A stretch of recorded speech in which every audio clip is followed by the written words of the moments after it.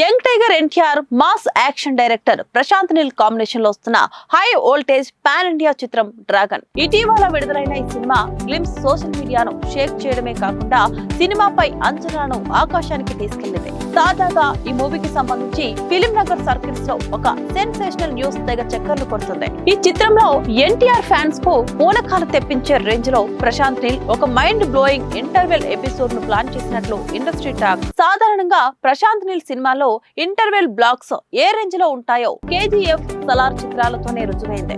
అయితే డ్రాగన్ కోసం అంతకు మించి అనేలా అత్యంత భారీ యాక్షన్ సీక్వెన్స్ తో ఈ ఇంటర్వెల్ ఎపిసోడ్ ను డిజైన్ చేస్తున్నారట. ఈ ఎపిసోడ్ థియేటర్లలో ప్రేక్షకులకు ఒక ఊహించని విజువల్ ఫీస్ట్ లా మారబోతుందని సమాచారం. మరోవైపు ఈ సినిమా విజువల్స్ పరంగా ప్రశాంత్ నీల్ తన మార్క్ స్టైల్ ను పక్కన పెట్టి ఒక సరికొత్త ప్రయోగం చేయబోతున్నారని తెలుస్తోంది.